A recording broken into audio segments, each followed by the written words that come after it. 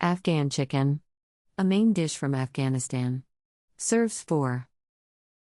You will need 6 ingredients.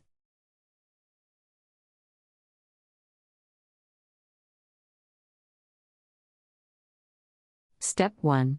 Put the salt in a wide, shallow non-reactive bowl with the garlic and mash them together until you have paste.